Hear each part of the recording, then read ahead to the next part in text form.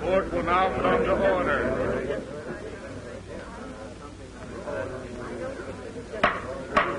Silence. Silence in the courtroom.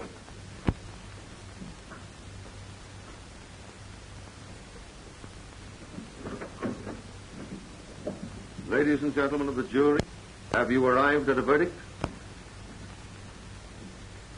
Yes, Your Honor.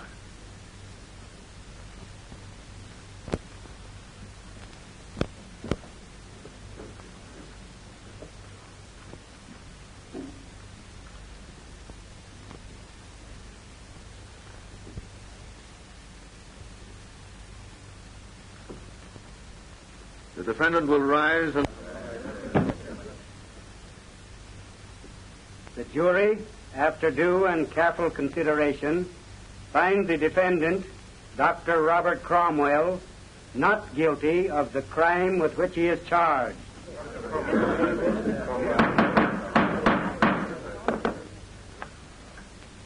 The court feels that it is the high office of physicians and surgeons to preserve life, not to take it. Defendant dismissed.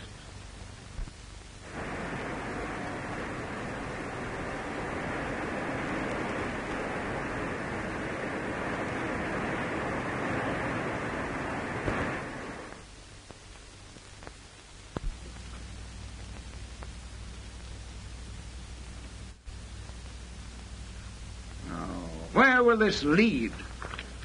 Are doctors going to be allowed to take the lives of incurable invalids? You know, as I take it, this verdict to the surgeon a legal right to perform an operation that he knows will be fatal. Now, that's a clever way of committing murder. He might do it for experimental purposes or for a lot of sentimental reasons or to make and get away with it. Them doctors steals bodies from the graveyard, don't they, sir? They sure does, son. Yes? Get hold of Miss Porter. She's interviewing Jacob Turner's widow at the Turner home. See if she's back. All right. To get down to brass tacks, we guessed this verdict wrong. Personally, I'm glad Cromwell is free. Well, Judge Lewis doesn't agree with you. And the public certainly doesn't. The verdict should have been guilty. Cromwell murdered Jacob Turner. If I'd been Turner, I'd welcome the chance to be cured or killed. But there wasn't any chance. That's just my point. Yes? Miss Porter to speak to Mr. Burke. Put her on. Hello? Did you get to Mrs. Turner? Yes, Mr. Burke. She denies that she's in love with Dr. Cromwell, but I got her to admit that she admires him. Good girl. Now I want you to interview Cromwell. But he won't talk. That's why I'm sending you. Make him talk. Everyone else failed. Find out why he performed this operation. The real reason. All about it. Hop to it.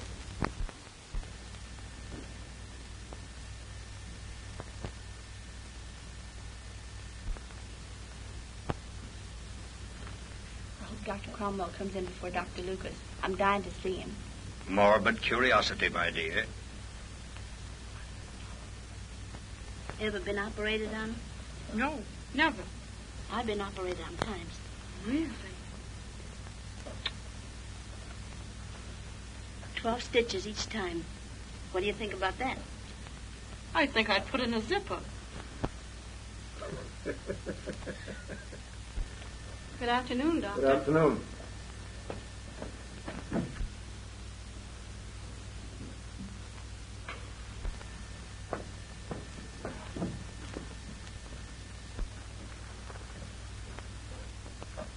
Has Cromwell come in?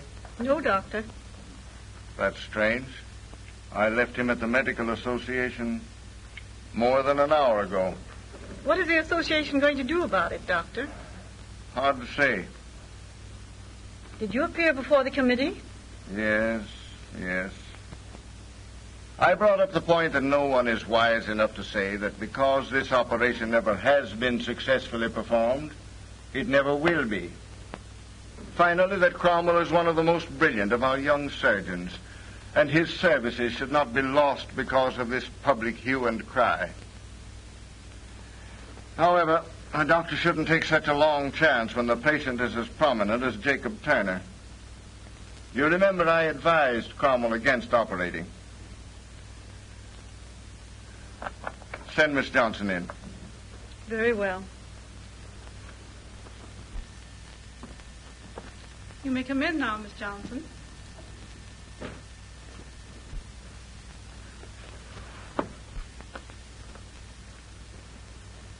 Oh, miss, can you tell me when Dr. Cromwell will come in? I'm sorry, but I can't. He's at a meeting of the Medical Association. Are all these people ahead of me? To see Dr. Cromwell. Oh. I wonder if there's a private phone that I could use. May I use the one in here? Why, yes, certainly. Thank you.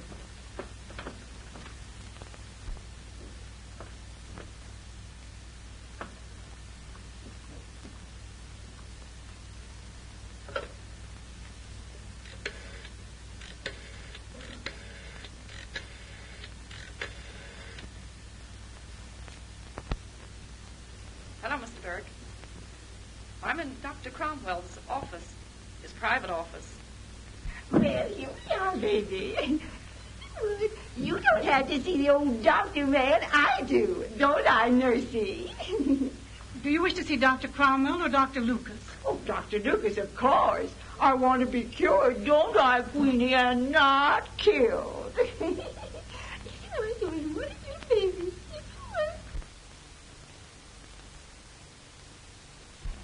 Good afternoon, Doctor. Oh. Would you sit down yes, there, I please? will. Thank you.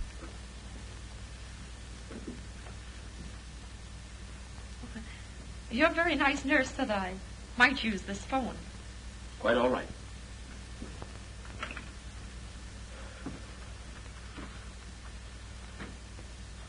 How did you hurt your arm? I fell. I was getting out of my car. I see.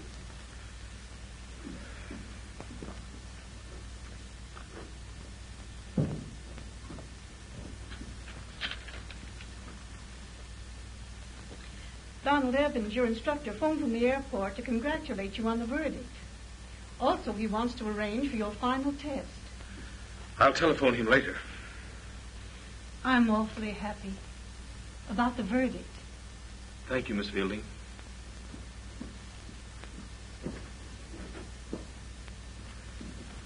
Have you had an X-ray taken of your arm, Miss Porter? No, I haven't. But I'm sure it isn't broken. Well, suppose I look at it. Oh, I wonder if you'd wait a minute. I feel a little faint. Certainly.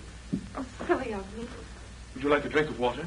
Oh, I'll be all right in a few minutes.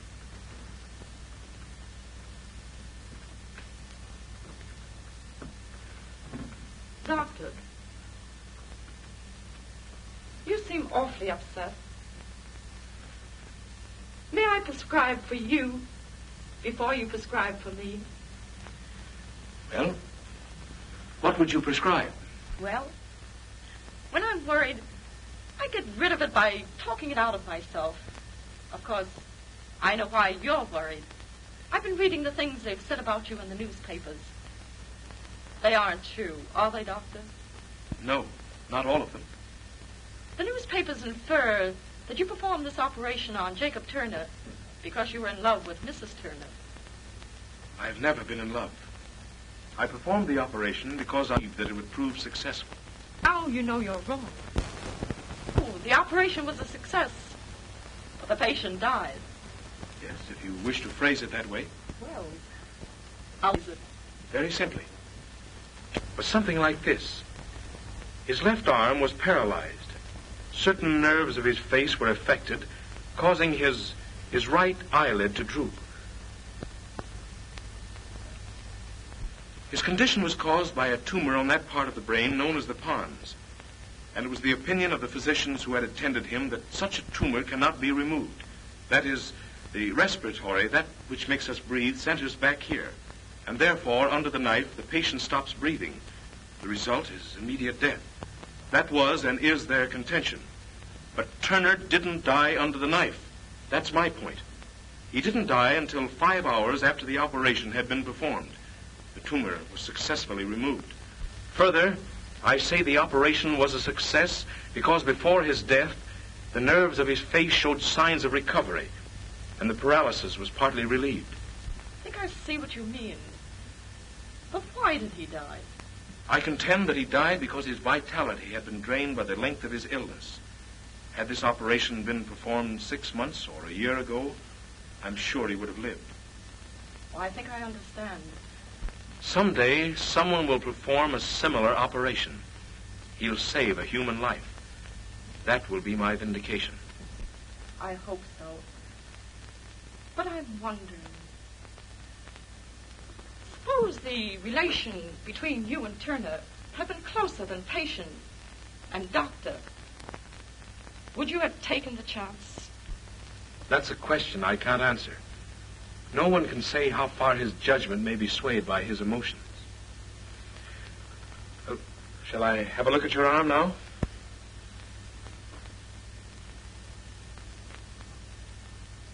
Oh, I'm terribly sorry. Why? There's nothing the matter with your arm. No. Oh, I hope you believe me. I'd rather have it broken than confess. I was sent here to interview you. Oh, I'm so sorry. You wouldn't give out any interviews.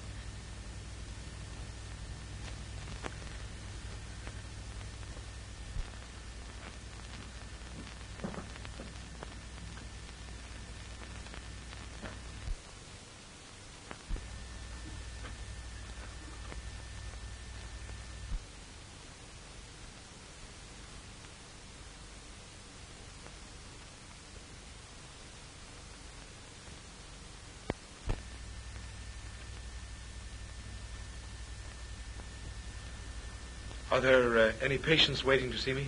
No, Doctor. Didn't I have some appointments? Mrs. Brooks and Mrs. Taylor canceled their appointments. I see. Miss Fielding, I'm giving up this office. Please have my name taken from the door. But, Doctor, the Medical Association hasn't passed on the case. Won't you wait? There's hardly any use waiting. The practice of a physician is based on public confidence. Apparently, I've lost that. You, please see if you can get Donald Evans on the telephone. Very well.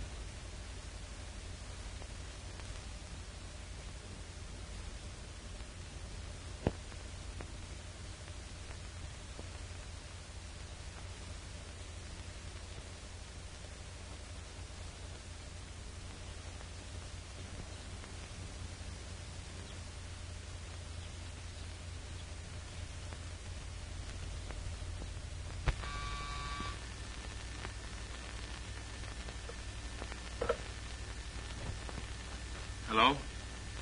Oh, Evans? I'd like to arrange to make my final solo flight this afternoon. Yes.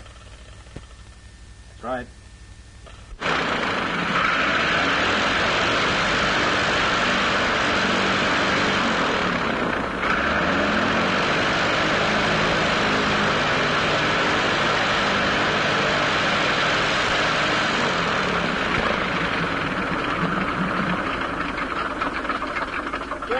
Gas, Smitty. Okay. Well, we've been doing a lot of work on this baby. Gosh, she's running fine. Looks fine, Don. What have you had done to it? Oh, give her a complete overhaul. Going to do something with her. Another non-stop record, huh? No. Something bigger. Then you won't want me washing out your landing gear. Oh, no chance, Doc. Your nerves are okay. Hey, Don, your face is coming along all right. Oh, it's pretty good. I'll be glad when I get some teeth so I can talk like a human being again. You talk fine. Yeah, I'm glad you think so. Say, Don, who owns that old crate over there? What's that? That belongs to the airport. You know, that used to be Nungesser's old ship. Really? Yeah. You know, sometimes when the fellas get too many under the belt and don't care what happens to them, they take it up for a hop. Yeah? I never noticed it before. Let's take a look at it. All right.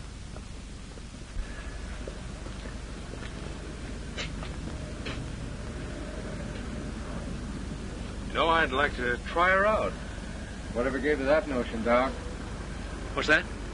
Hey, whatever gave you the idea of taking this old can out? Well, I'm going to be a pilot. I should be able to fly any ship, shouldn't I? Say, things that bad, Doc? What do you mean, Don? I mean, it's so bad that you want to take this up and fly the wings off of it. Now, you look here. I've been in the same sort of a fix you're in. I sort of understand the way you feel about it. You know, I was stunning for a flying circus, and I killed a man. They were going to take my license away. Then I jumped into another ship, went up, and broke the existing speed record at that time. Then instead of taking away my license, they were pinning medals on me. You get what I'm driving at, Doc? No, I'm afraid I don't, Don. Just this. Doc, people soon forget. You know, the public's awful fickle. They forget right away. You want to give them something new to think about. Of course, if you want to fly things, all right. But I got a better proposition. I've been thinking about it for a year. I've been working on it for the last 4 or 5 months. Now I'm about set to go. In fact, I'll be shoving off in about a week or so. Look here. Take a look at this map. It's a Tokyo flight. See, we start from here, go up across here into Alaska, and then follow this line right down the Aleutian Islands into Japan. I've got to have somebody go along with me. How about it, Doc? By George, I'll go. A new land. It'll be a chance to start all over again. Great. You've taken enough navigation under me. You can help me out on the navigation, you see? Now...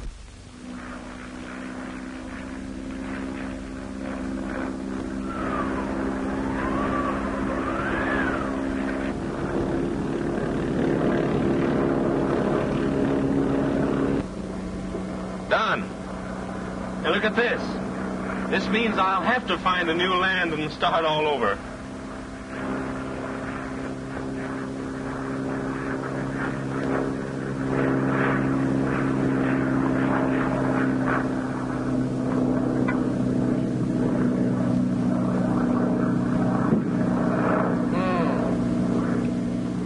Some send-off, pal. You wait. Tomorrow they'll wake up and find your name written clear across the sky all the way from the USA to Japan. You'll feel just as cheap as I did once when I was in Paris during the war. A Frenchman tried to get into a cab that I just hailed in the curb, but I beat him to it and I got in first. Then I give him the raspberry. You know, the next day I was presented to him for the Klondike. He was the president of France.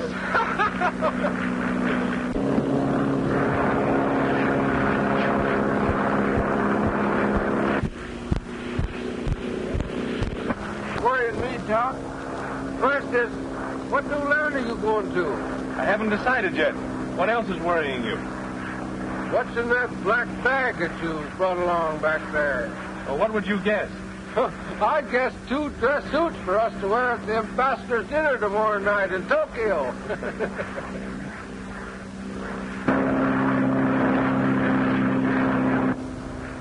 Gosh, Doc, it's getting thick as the devil. I can't seem to get out of this. You see any good place to land down there? Well, I've seen better landing fields.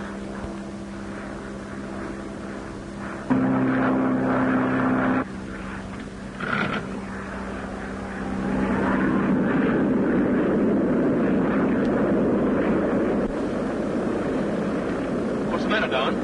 Ice. See, it's getting on the wings. If we don't get out of this, we'll be forced down, sure.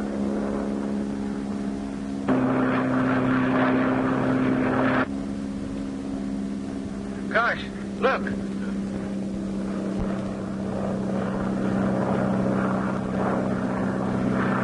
Look, gee, we're going down fast. Sure are. I can't seem to hold her up. She's just squashing like everything.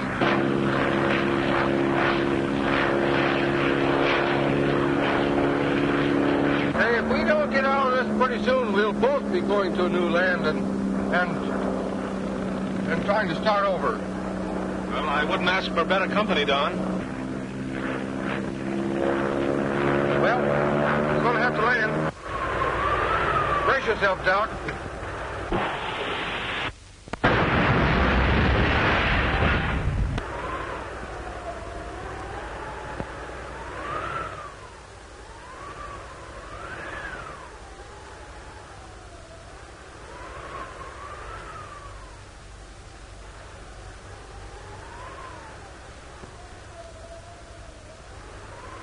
Heavens. Don. Are you all right? Evans.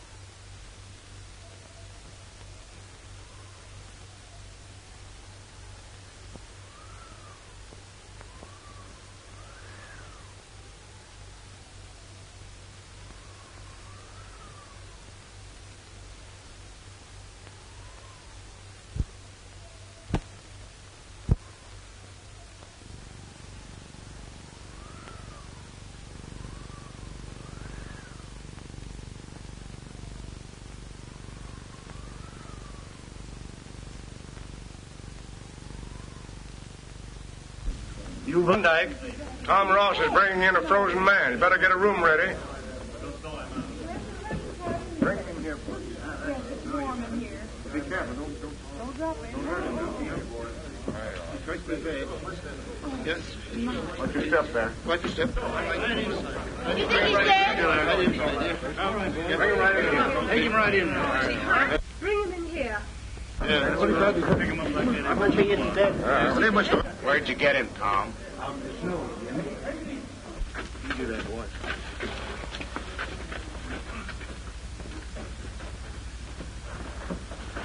Just a minute, boys. Don't come in, please.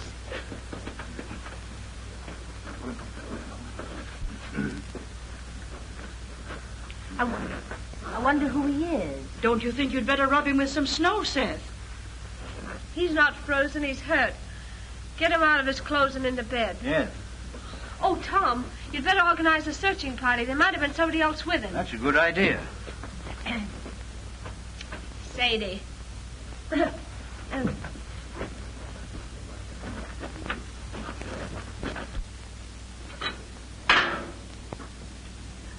Gee, Jim, I didn't mean to neglect you so today, but I've been kind of busy and worried. Well, young man, it's getting pretty late. 9:30. And Tom isn't back with the boys yet. Gosh, I hope nothing's happened to them. Pretty bad out Klondike? Yes, it is. I'm afraid we're going to be snowed in all right. Where did that man come from? I don't know. That's what the men are trying to find out. I'll ask him if he ever wakes up. Feeling all right? Mm-hmm. I'll go and get Mark.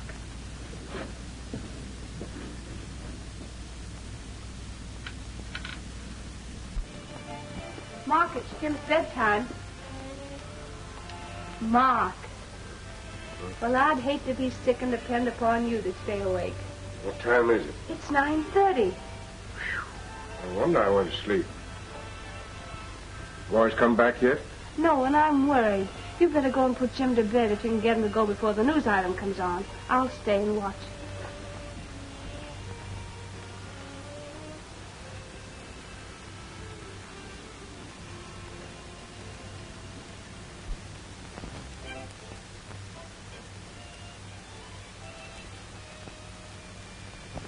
It's all right. You're at Armstrong's trading post. Where's that? In the Klondike. Klondike? And that's my name, too. Oh. Who are you and where did you come from? We have a special news item concerning the Tokyo Flyers.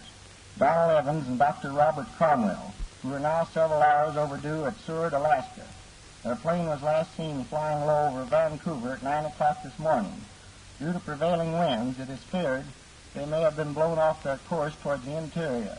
Interest has been heightened in this flight because of the fact that Evans' co-pilot, Dr. Cromwell, a surgeon of this city, was acquitted recently after a sensational trial which centered around the death of Jacob Turner, a wealthy and incurable invalid. You're one of those men, aren't you? Yes. You're Donald Evans. Why do you think I am Evans? Because I don't think you'd kill a man. We listened to that trial because we were interested on account of Jim. Jim? Yes, Jim Armstrong. He's afflicted the same way that old man Jacob Turner was, who was killed by that doctor.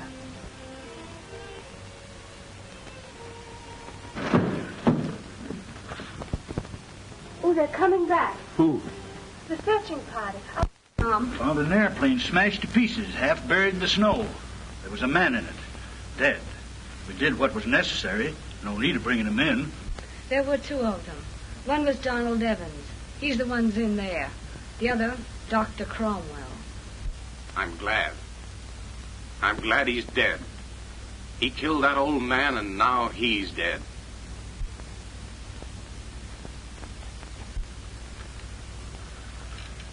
Good night, Jim.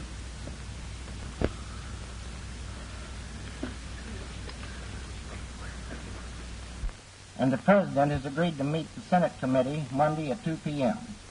from San Francisco. All hope has been given up for the Tokyo Flyers, 6 days having elapsed since they were last seen flying low over Vancouver. The next news broadcast will be at 9:30 p.m. You know, it gives me the creeps to hear those news items. And with no way of letting the world know that you're here and Dr. Cromwell's dead. Yes, I know. I just heard the radio. How long will it be before we can get word through? Oh, maybe a week or two. 6 days of sleet and snow. I guess you brought it with you. There you are. Thank you. Won't you sit down?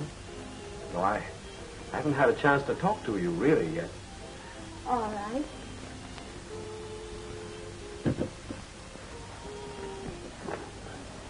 Will you have some toast with me? Oh, no, thanks. I've finished. What do you do with yourself through the long winters up here?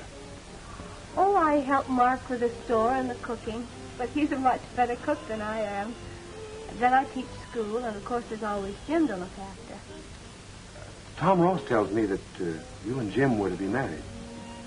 Yes, Jim and I have been engaged ever since I can remember. We were going to get married and go down to the States. He had an awfully good job offered him down there. He's really a genius. He can make anything electrical. Why, he made that radio out there, and it picks up stations from all over this part of the country. We were going away that summer. 2 summers ago. Then he was taken ill. Well, tell me, were you born up here? Oh, yes, we were both born up here. Our fathers were partners, so we were practically raised together.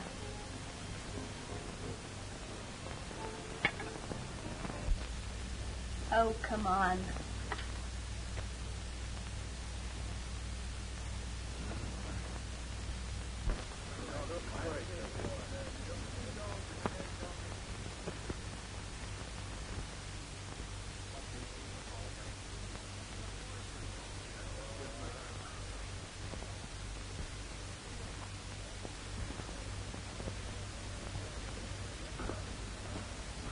Well, shall we start another game? Not a game. You haven't beaten me yet. I'm going to jump 2 of your men right now. Oh, I suppose that'll end it. Certainly it will. My, isn't that wonderful? Well, how do you like the looks of this? Say, that isn't fair. Oh, why don't you use your eyes? And you're the little girl that always wanted to go to the States, eh? Oh, I wanted to go until Jim took sick. But this way, of course, I wouldn't leave him. Suppose he were cured. Why, then we'd get married. Oh, I see. How about this nice lollipop? Well, haven't you got any 6 for a penny? Well, we've got this kind. Now, what do you want 6 for a penny for? Well, 1 for Jean and 1 for Mama Claudette. Uh-huh, that makes 2. 1 for Jean and 1 for Papa Claudette. That makes 4. There. 1 for Jean and 1 for you. For me? Oh, dear.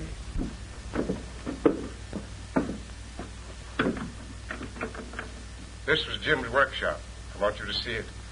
I want to talk to you about Jim. All right, Mark. Dust. Just as he left it last time he was down here, 2 years ago this summer. Those are his books. He studied too hard. Maybe that's what's the matter. He always was smart. When he was just a boy and first heard of Marconi's experiments, he turned right in and built a radio, the first in this part of the country. You're proud of him, aren't you, Mark? Yes, I am proud of him. I'd give the trading post. I'd give my own life to make him well like he was. And that's what I want to talk to you about. I listened to that trial over the radio. And I believed what that jury must have believed when they said you weren't guilty. I felt that you must have believed there was a chance to save that old man's life. And what I want to ask is there any chance to save Jim's life? The chance is very slight, Mark. But there is a chance. Yes, if the operation is performed soon enough. But I can't perform it. The boy isn't any good to himself, and he's fast growing worse. I've got to see him day after day, dying in front of my own eyes. And you are a doctor and won't do anything about it. Don't you see, I haven't any right to practice here or any place else. I'm Jim's father, and I ask you to do it. I'll stand the consequences. Mark, you don't understand. You can't stand the consequences.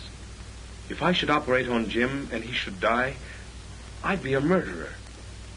I haven't any right to operate on anyone. He wouldn't die. You know you could cure him. I can read it in your eyes. Yes, Mark, I believe I could. But my hands are tied. I don't know how to say things except straight.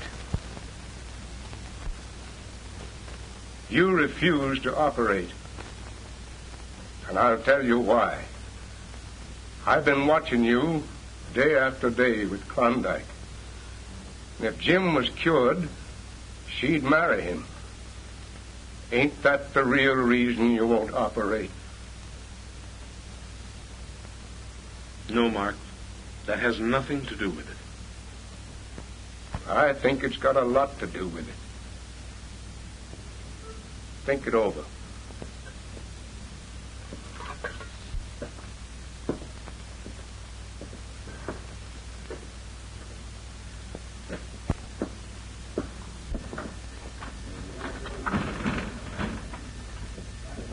Why, Sadie. Well, are you? Well, do you look grand? Don't like it. Why, what's the matter? I came to see that doctor. I've got a terrible throat. I can scarcely talk about a whisper. Oh, now, that's too bad. Well, let me see. Gene's in there now having his leg attended to, but you can just wait and go right in a minute or two. Hey, Mom, can I have a piece of candy? Didn't I tell you not to follow me over here? But I just wanted one piece of candy. Mom, Aren't you going to wait, Sadie?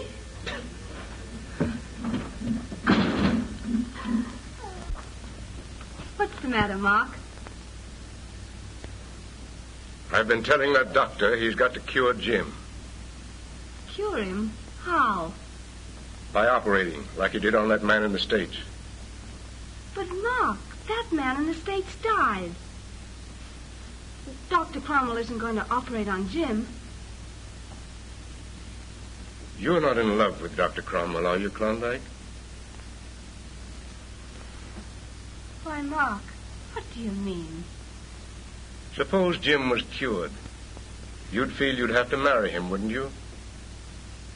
Why, I'd give anything in the world to see Jim well again. Then you'll do what I ask. If he isn't cured, it won't be your fault nor his.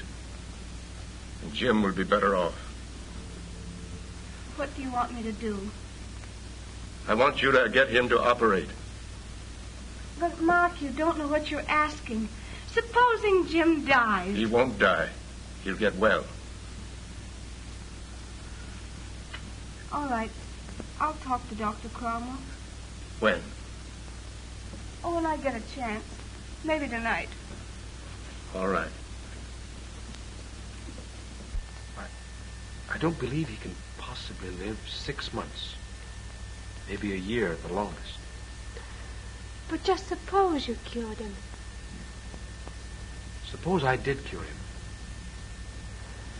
Klondike, do you love Jim? Yes. I love him as I've always loved him. And if I cured him, you'd marry him? Yes. Suppose I failed. Oh, but I don't believe you'd fail, or I wouldn't ask you. No, I wouldn't fail. Not if that's what you want.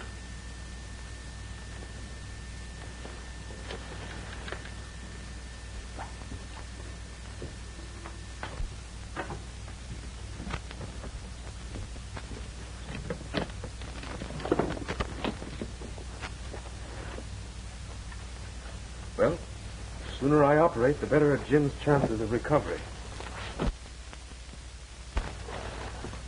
Then you are going to operate? Yes. Tonight.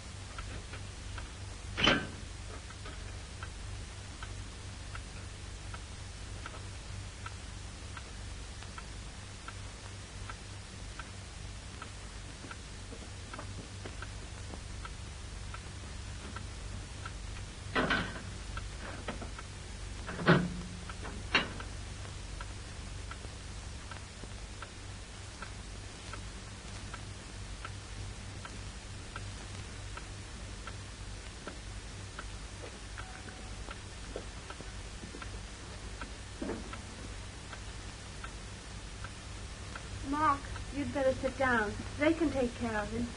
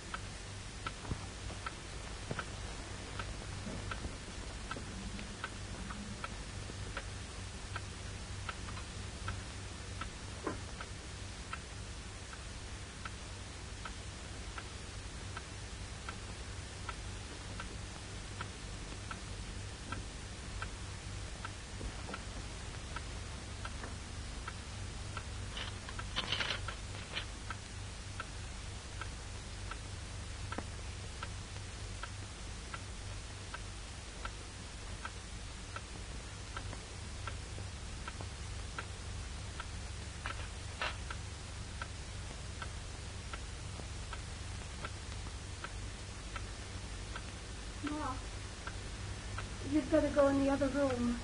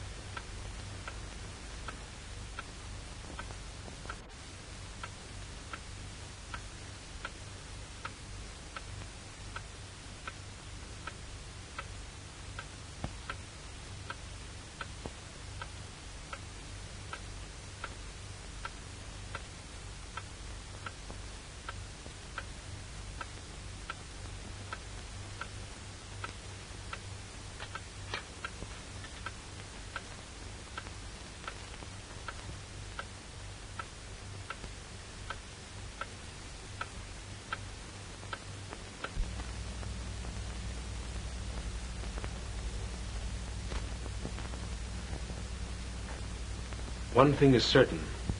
The greatest danger has passed. Due to Jim's remarkable vitality, the respiratory action didn't stop during the operation. What does that mean, Doc? He didn't stop breathing. Oh.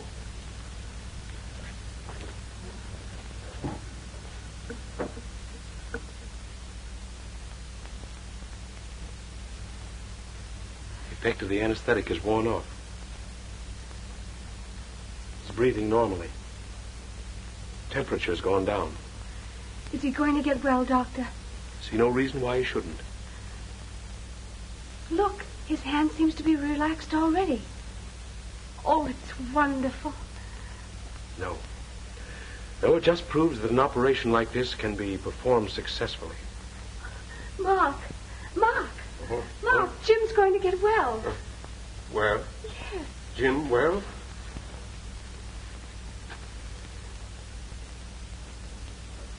Jim? Shh, quiet. Everything's going to be all right, Mark. Supposing you come and get a little rest now. He's cured, Doctor. Yes, Mark.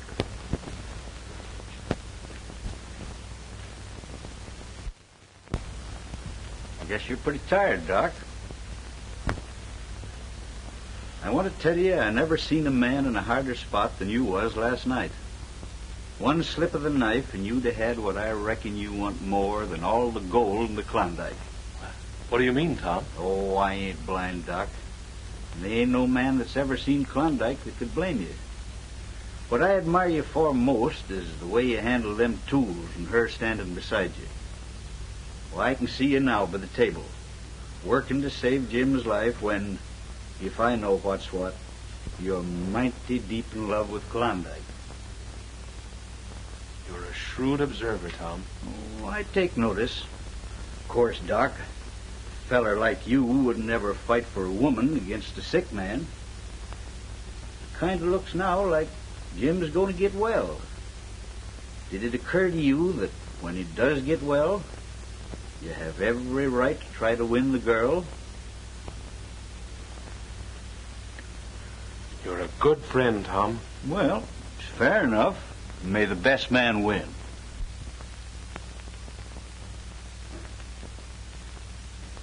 Jim, you're awake. Doctor.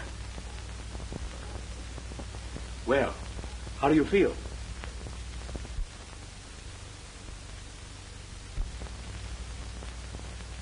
Jim, you're going to get well. Don't you recognize me?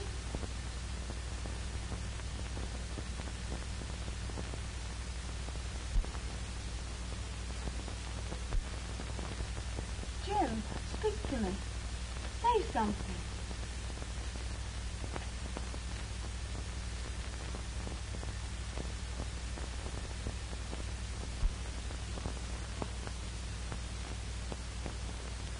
Oh, Jim, try to talk. Say something.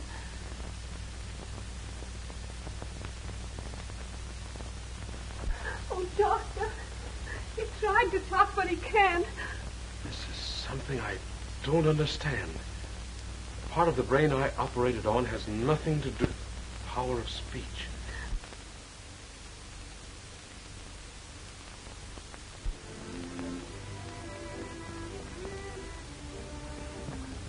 Well, Judge, you're just $14 short. 14? Mm-hmm.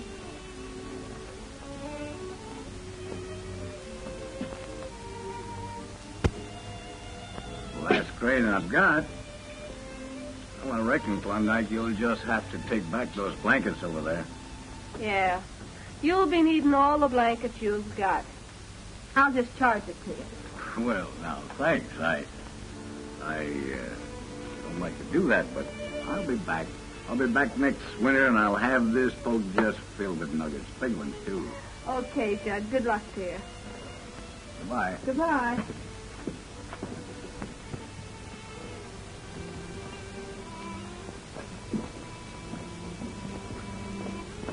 Where's Mark? It's Jim's bedtime. Why, he's in the kitchen. I'll reel him in for you.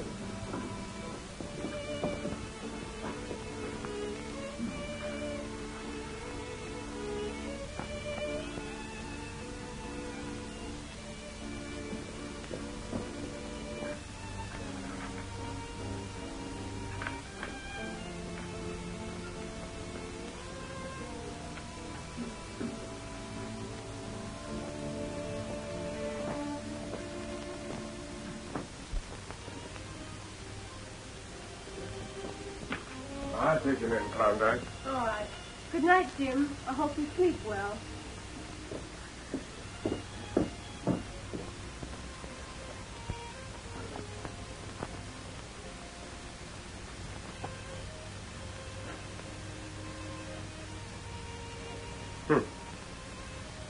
Wonder who unfastened that door.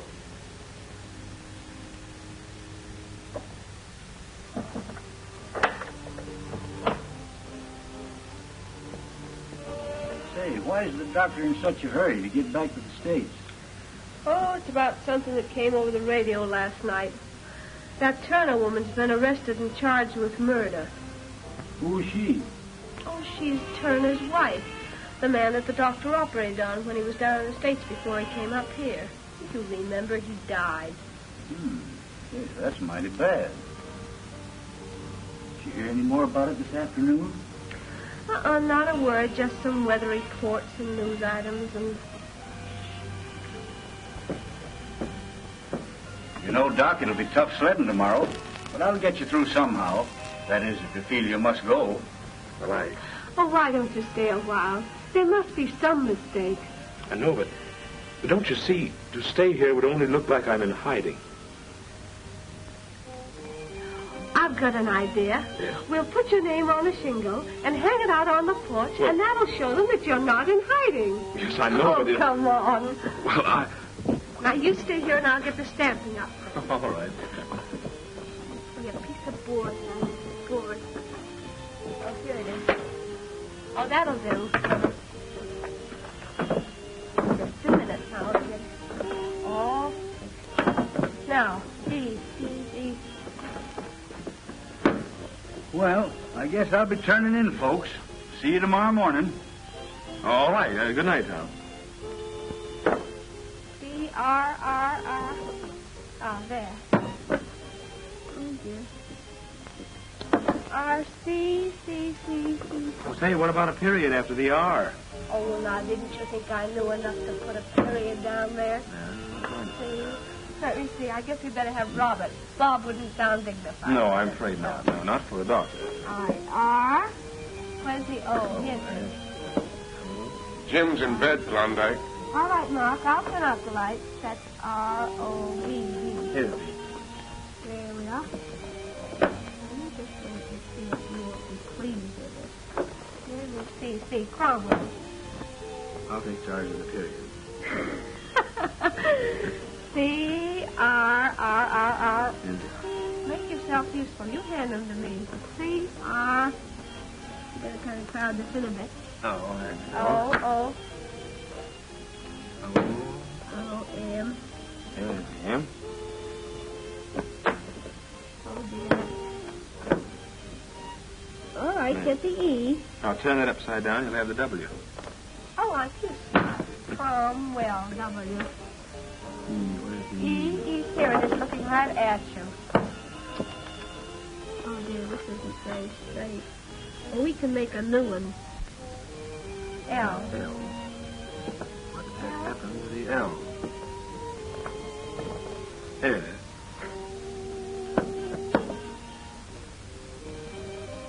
Yeah, I'll let you take it. All right. There, just about made it. It's a little bit crooked, but not bad. That's fine. See, I hope you don't have to go. I don't want to go. Well, I guess you better hang it up anyway, huh? Yes, I guess we better. We have a special news item about the sensational Turner case. Jane Turner, who was arrested yesterday, confessed to having conspired with Dr. Robert Cromwell to put her husband out of his misery by killing him. Although it has been believed that Dr. Cromwell was lost during an attempted flight to Tokyo, the authorities have learned that the flyers crashed in Alaska and that the doctor is there in hiding. We return you now to your local stations. It's a lie. Why, you couldn't have conspired to kill anyone. That Turner woman must have gone mad. I'll have to get back to the States as soon as possible. Why, how do they know that you're here? Not even the mail is gone now. Such things always leak through some way. I must leave the first thing in the morning.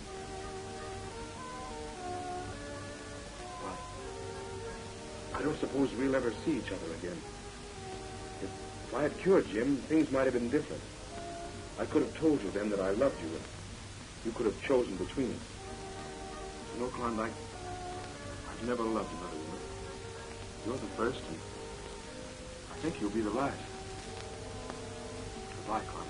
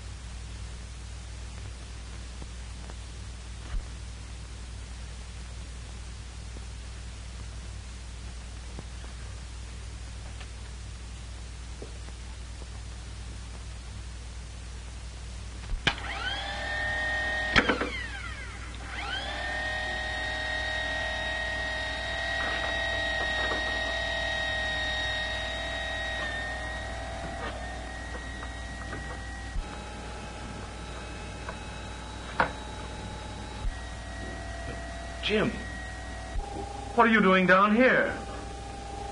What? Why, you can walk. Here, let me see you. Why, you look fine. Like eyes. Yeah, I can walk, and I can talk, too. I've been doing a lot of talking lately, over that microphone there. What? I don't understand. I wanted to get rid of you. Came near working, too. Tomorrow, you'd have been gone. You mean to tell me that you've been faking all this time? Sit down, and I'll explain it to you. Here, read that. No, read it out loud. See if it can sound familiar.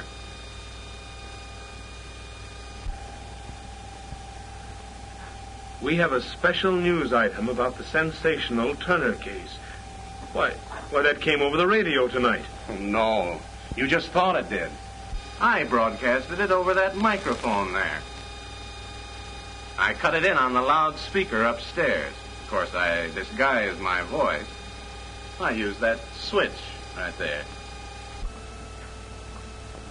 Simple enough. What? Oh, Jim, do you mean to tell me that you do it?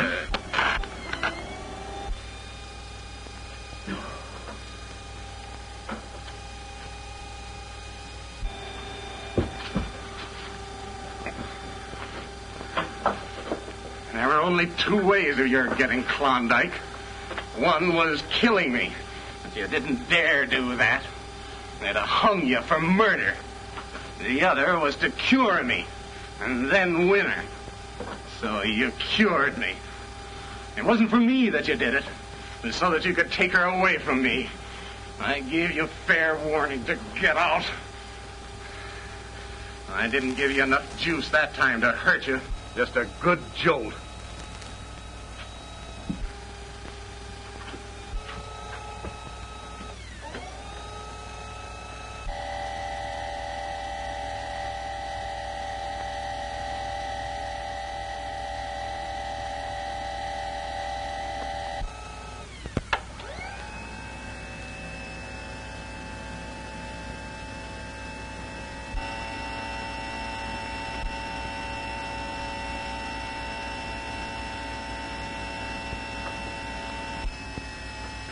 Nobody can hear us down here. They can't even hear this dynamo.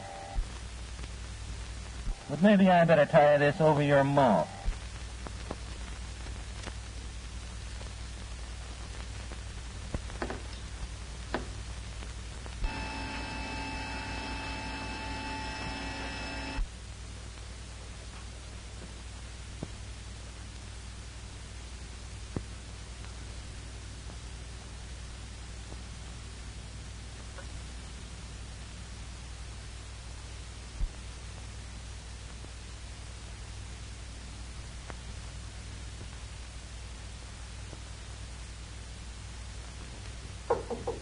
Are you still up, Doctor?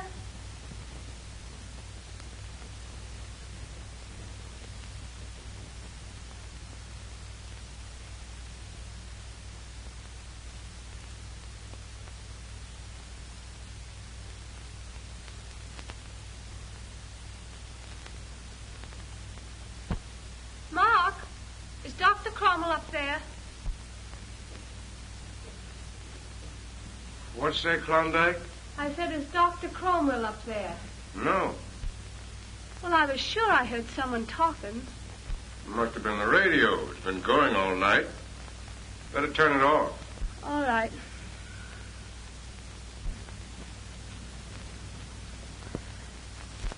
When they find you, I'll be in bed. Not able to walk. Not even able to talk. I'll get well gradually. They'll think you came down here to my workshop and accidentally electrocuted yourself.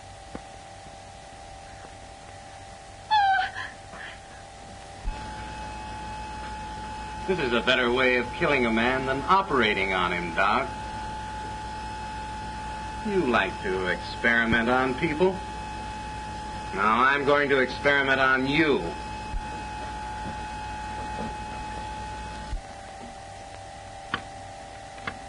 Jim, open this door! Jim, open this door, I tell you! Jim, open this door, I tell you! I know what you're doing! I hate you! Jim! Jim! Jim! Open this door! Well, I guess you outsmarted me, Doc. Jim! Oh, Jim, please open the door! Open this door!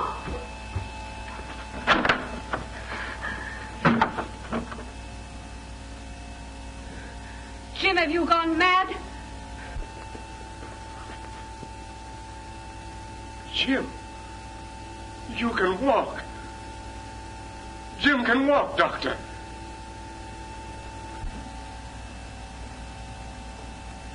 You've cured him. Yes. He's all right now, Mark. Both his body and his mind will soon be what they used to be. I'm as happy as you are, Mark.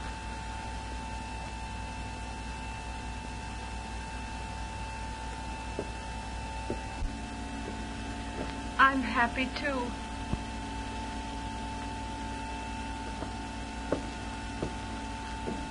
Come in.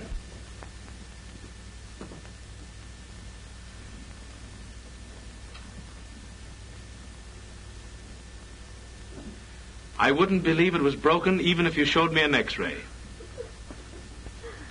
I want a story and I want to congratulate you. Oh, it was splendid the way you put it before the Medical Association. I was there. A triumph. Do you remember? It was exactly the way we spoke about it. And you did it. You proved it by that operation on Jim Armstrong. Do you know, Doctor, you're the first man I've ever known that came out of Alaska with fame rather than riches. You're wrong again. I came back with more riches than fame.